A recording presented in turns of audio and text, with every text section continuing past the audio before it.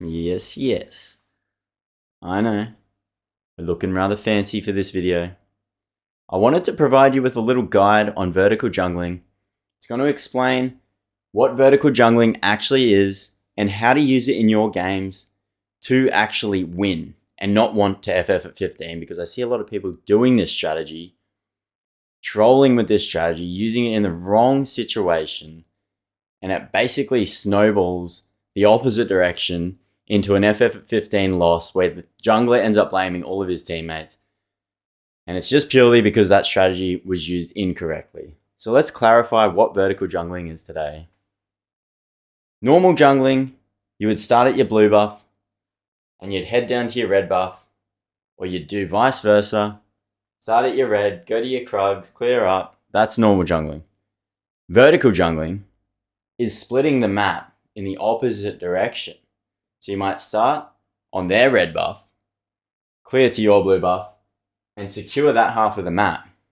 Now that we know what vertical jungling is, you can do it in the bot side, by the way. So if you wanted to play for your Draven and Nautilus and you were playing Graves on the blue side, then yes, you could choose to split the map. You could start at his blue, clear to your red, or you could start at your red, clear to the blue, vice versa. It's just going to depend on these questions here. In this match, we're going to be playing as Graves. We're going to be on the blue side. We're sitting in the loading screen and we're asking ourselves these little rules.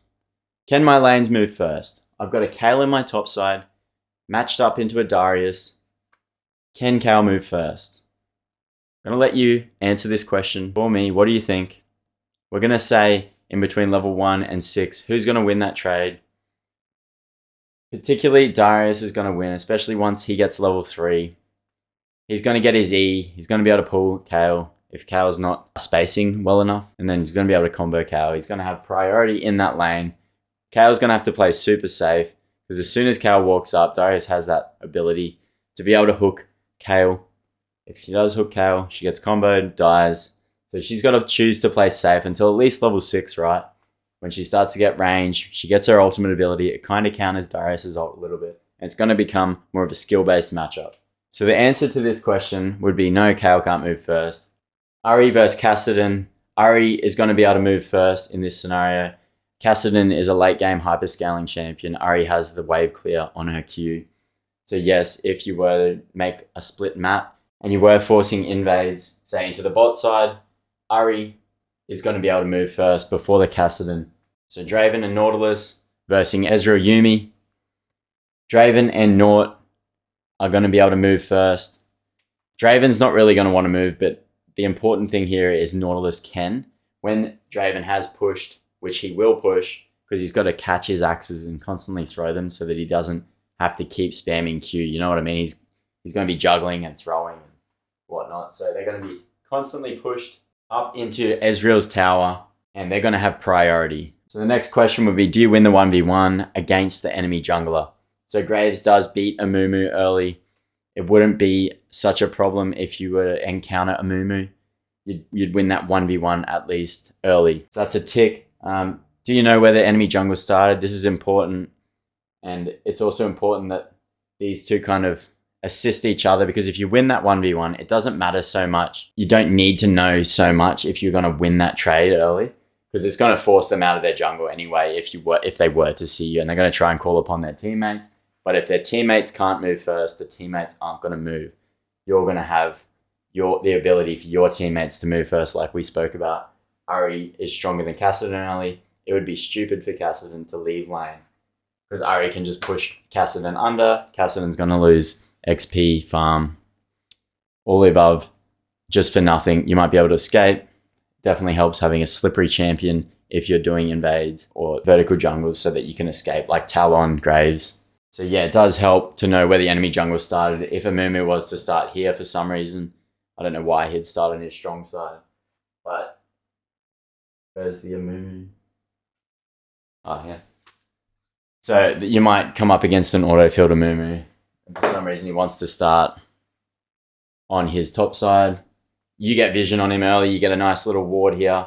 We use these little yellow buttons as wards, so you get a ward there. You see Amumu's here, and he's going to start on his red. So what you do is you go for a level 1 vertical jungle. You secure all these camps, and that's because you knew where Amumu actually started. What are you giving up for that vertical jungle? Vertical jungle is all about trading. So you're going to be, I should cover number 5 as well in this scenario because I can answer them both at the same time. Essentially, your win condition, or what we've chosen our win condition to be, might be the Draven and Nautilus. So if you're going to hard focus on Draven and Nautilus, you're going to create a split map to the bot side. You're basically choosing to give everything up on this top side. Give it all to Amumu. You're convinced that the win condition you've chosen in the bot side, in Draven and Nautilus, is stronger than whatever Amumu can take from the top side. Grubs, Rift Herald, Kael's life 1,000,000 times by diving Kael. Getting that Darius ahead isn't going to matter if he's 10-0 because you've hard focused on Draven and Nautilus and yourself, maybe Ari included.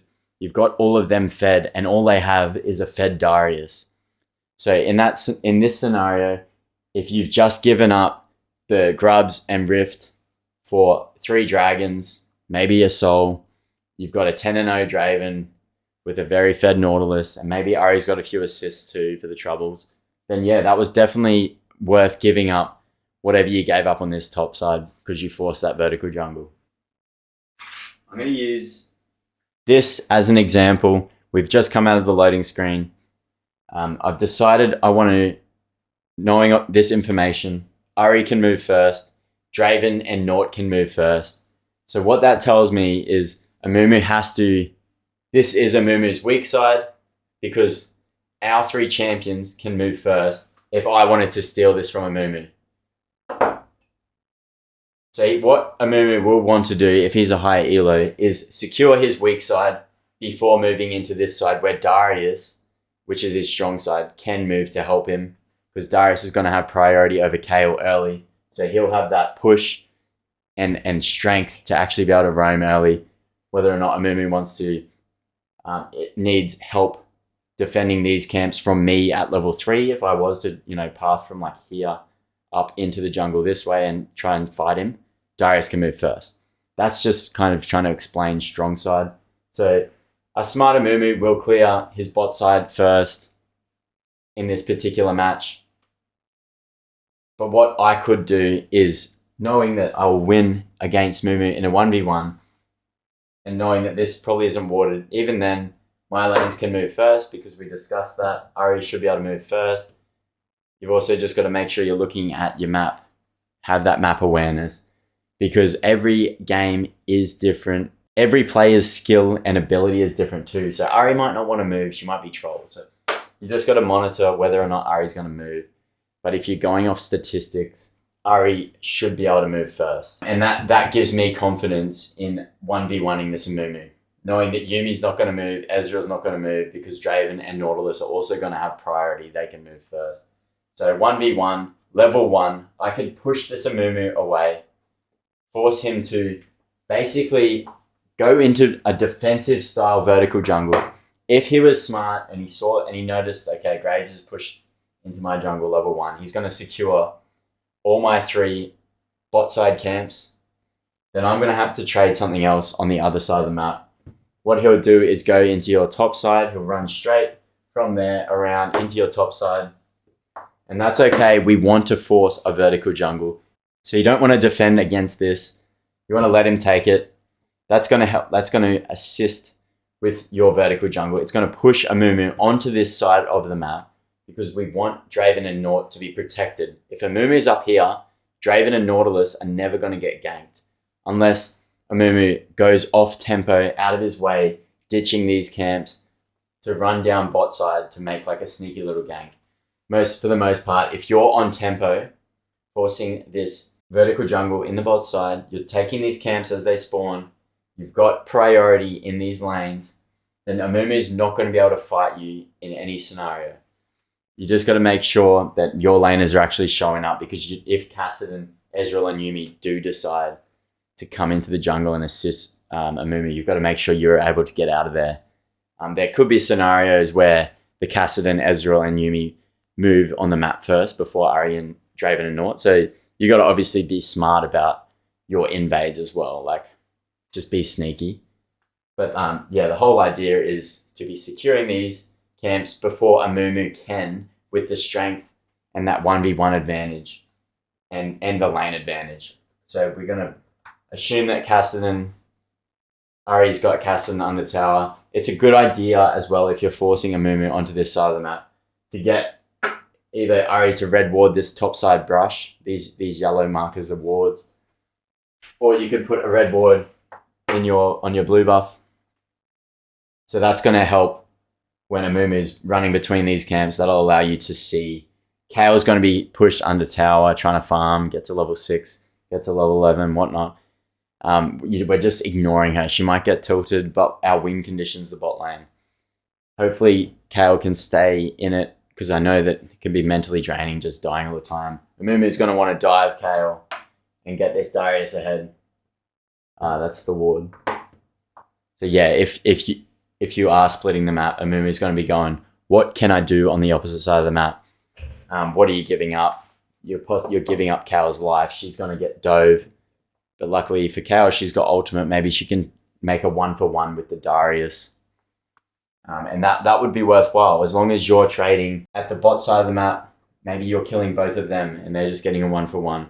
And then you're getting Dragon off the back of that dive as well, because Amumu's in the top side. You forced him into the top side. So yeah, that ward's going to help you assist giving your team information on where Amumu is. Maybe you can get Kale to back off back to the tier 2 tower. And then that ward there is very beneficial for Ari. In case Amumu was crossing over through the river and he decides, okay, I'm going to gank this Ari. Maybe Ari burnt ult in a fight beforehand. So yeah, it's a good idea to have that warded. You can tell Ari back off.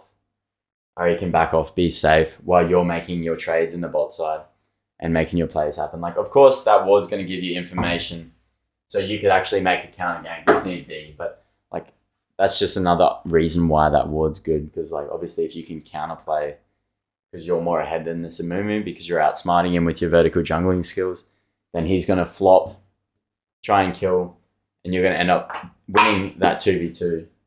And then you and Ari are going to be having sex in the mid lane. But yeah, essentially, if you're going to pull this strategy off perfectly, Draven and Nort are going to have the ability to be pushed up all game long. They're going to be at that tower all game long. They're not going to have to worry about an Amumu gank. Hopefully they've got wards with the priority. You can see where Amumu is if he tries to do a sneaky little gank. You've got your ward in here. You're going to be able to see if he's in the top side. That's going to allow for Draven to just absolute big dick mode it, go full ego Draven mode, and just keep hard shoving. Eventually, these players are going to be so far behind. Ezreal and Yuumi are just going to be up here at this tower. They're going to push this tower through with your little vertical jungle that you've got going on. And you're going to keep doing that. Eventually, Draven and Nautilus will be able to secure that tier 2, secure the inhib as the game goes on, as the snowball keeps happening, as you protect them from like little ganks, as you're forcing Amumu onto this side of the map. You're going to funnel all of your gold, time, XP into this win condition. You're playing for your strong side of the map. What this also does is allows you to secure all of the drakes that are spawning. Amumu's just going to be up here. Remember that. Like, you're going to have free roam on all of this if you do it properly. Eventually, you'll be able to get the inhibitor.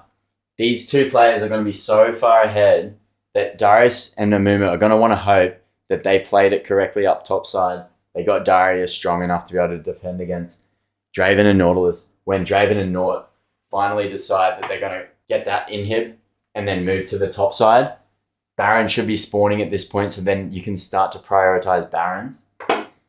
And then Kale is going to be pushed into the bot side with the Darius, unless Darius wants to cover top for some reason.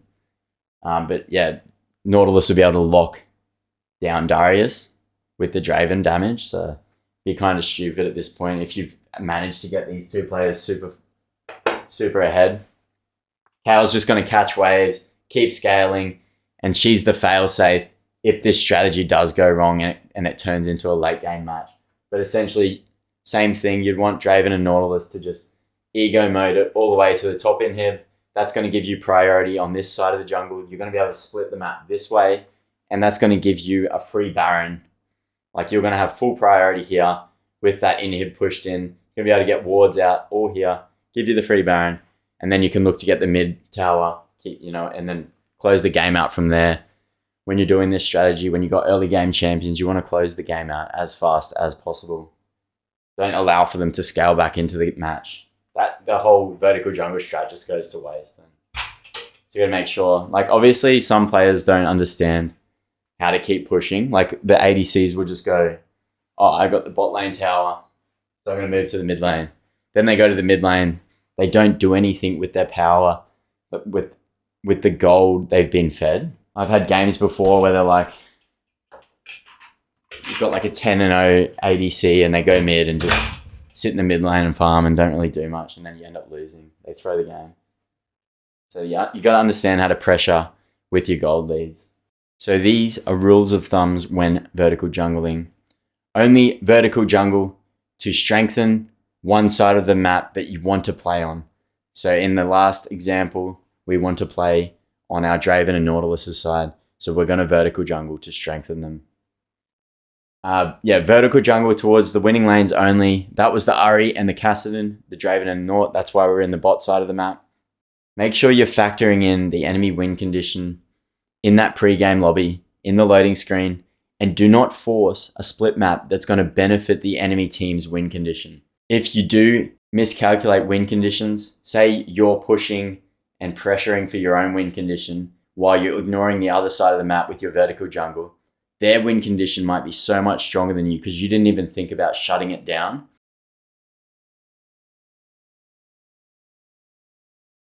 So yeah, it's a matter of also gauging in game whether or not these players are good players. You might be able to tell in pre-game lobbies or in the loading screen as well by having op.gg or some sort of app that tells you win rates.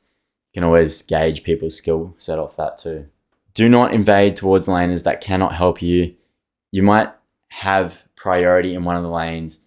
Maybe Ahri does beat Kassadin early, but maybe Ahri's also not in a position to move. Maybe she's pushed under tower, something had happened, and she's trying to secure resources in her own lane before moving. You need to factor in the fact that she cannot move. You can't always be invading. You just got to make sure you're staying quite vigilant on that. Don't contest the quadrant. You decided to give the enemy jungler. If you're splitting the map in the bot side, you want to be focusing on the bot side. Don't spend your time and tempo defending against the Amumu in your top side quadrant. Because what that's doing is you're ignoring your bot side win condition that you'd already decided that you were going to play for. You're basically playing selfishly for yourself rather than funneling gold into that Draven Nautilus. You're also burning that tempo and that time to try and secure a coin flip play. Maybe you don't kill a Mumu. You just want to let him be in that top side. He's going to be wasting time being there. So if you have a ward in that top side, it's going to give you information that you can now make a play on the bot side of the map. You can take Dragon. Yeah, you can dive the bot side tower, get a double kill, start snowballing your Draven out of control. Don't be playing selfish and trying to defend that top side. You want a Mumu in that area. That's going to push him on the opposite side of the map. That's the tactic. So yeah, it wastes tempo away from win con, ward opposing, split, and track the enemy jungler. The tracking is going to help you defend against any ganks on the top side. Because yes, it's still valuable telling Kayle where a Mumu is. She can back away. It's valuable telling Ahri, as I was explaining earlier. So yeah, that basically sums up how to vertical jungle. If you have any more questions on vertical jungling, I'll be happy to answer it in the comments below. So definitely drop a comment. I love having a chat. Love talking about League of Legends in general. If you got something out of this video today, make sure you drop a like. I love you all. Thanks for watching. We'll see you on the next one.